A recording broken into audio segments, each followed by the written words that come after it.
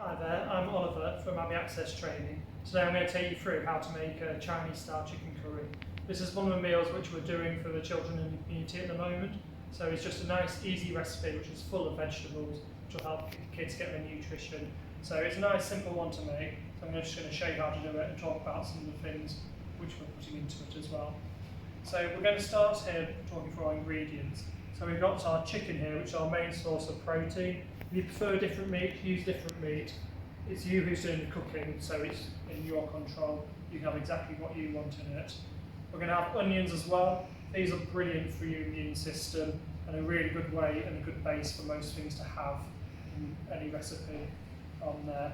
We've also got some ginger, some curry powder and garlic as well, which will all help make a nice paste to create the flavour in our recipe. Now we've got a selection of vegetables here. I've got tinned vegetables here. You could have fresh vegetables, you could have frozen vegetables. The important thing is getting the nutrition into the meals. That's what we're doing today. It's great to have things like tinned vegetables or frozen ones because they're long lasting and therefore you're not going to have any wastage, so you really are getting the most out of your money on them. So we're just going to start off by heating our pan up. So I'm going to use some coconut oil. You can get it in a jar like this. It's about £1.50 on that. So you don't need a lot to go through it. It goes a long way on there, and it melts quite quickly, as you can see on there. So we're using induction hob at the moment, so when you take it off, the heat does come off it. So with this, we're just going to add in our onions and chicken to start with.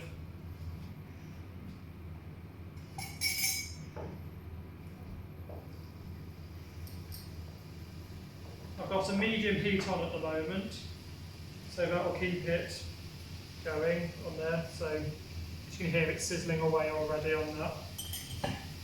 Just give a quick move around. You don't need to move the pan too much, it's an easy recipe. You can let that start cooking now while we do everything else on it. So we're going to start making our paste now. So I've got some garlic here. This is from a jar, so it's long life. And it's already chopped for you, so it saves your fingers getting quite smelly when you do that. You can get it in paste form, you can get it fresh, however suits you again, or whatever your situation you're in, there's a way to get some of this. We've got ginger, this is in powder. You get it for about £1 for a tube on that, which is long life again, sit in the spice rack, or you can have it fresh or once again in a paste. So we're going to add that in. And then we're going to get our curry powder here. This is just a medium curry powder. The ones that we used for children was a mild one, so it's more accessible because not everyone likes to have a bit of a bite on it. So we're just going to add that in. It costs about £1 for a tube of the curry powder, so it is quite accessible on that, and that's about 10p's worth in there. So if you're going to make this recipe often, you can keep going on that. So as you can see here, the chicken is starting to cook quite nicely, getting a bit of colour in it, so just give it a quick turn over. If you're not confident cooking, make your chicken smaller, so then you're going to make sure that it's cooked through and you're going to therefore ensure that you're not going to get food poisoning from eating raw chicken on that. So now we've got this paste together, I'm just going to add a bit of milk in. Doesn't need to be a lot, just to make the paste up. When using milk, you can use alternatives such as soya milk or any nut milk or anything like that. And we're just blending it in there. Only that. You can use water if you don't want that. As ever, it's your recipe at the end of the day when you're making it at home, so that you can make it that way. I'll just give it a quick turn over again.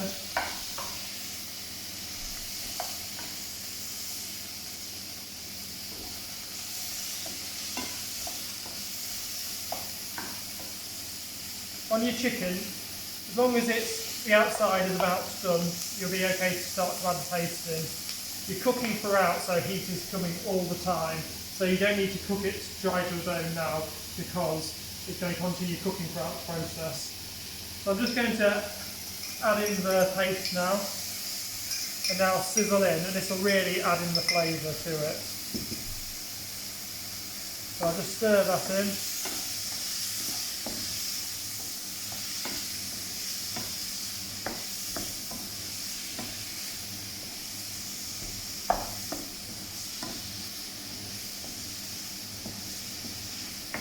At this point you'll see the paste will start to stick to a pan a little bit, even on a non-stick pan. So just keep it moving there. I've got some chicken stock here.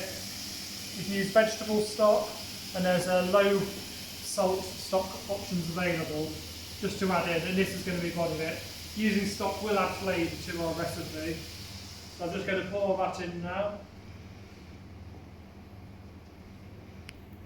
And then move that around. So while this just cooks away on there, we're going to bring that to a boil.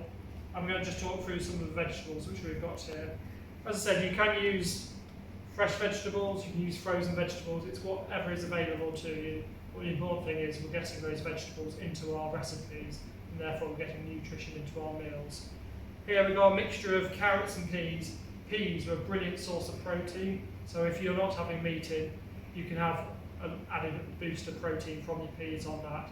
Your carrots are brilliant, they contain beta-carotene, which is really good for your eyesight on that, and that's where a lot of the saying of carrots help you see in the dark comes from.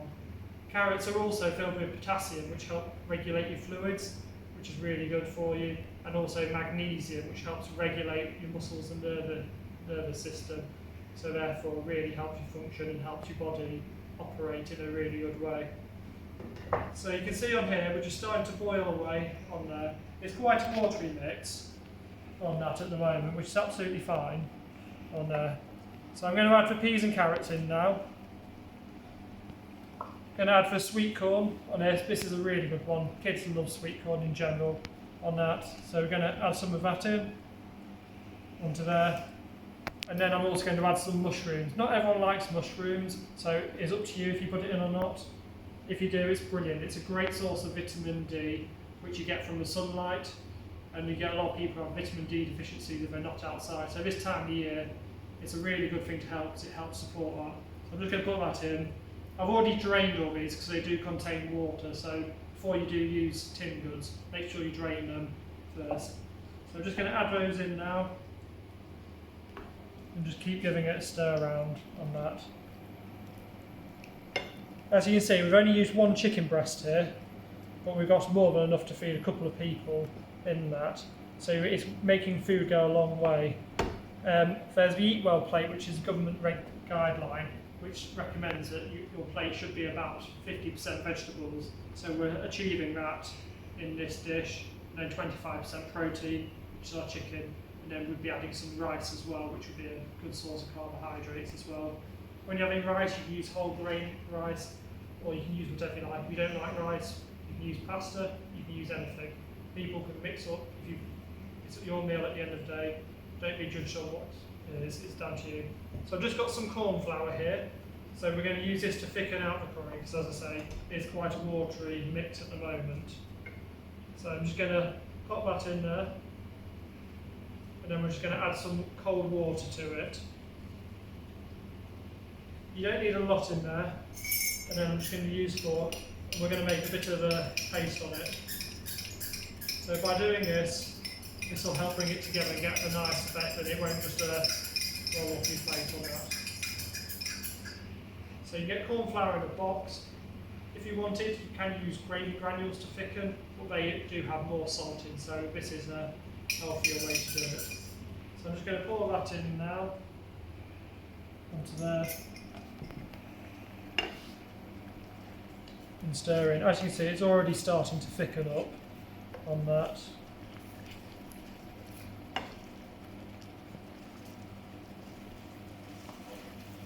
Just got a bit of onion escape there.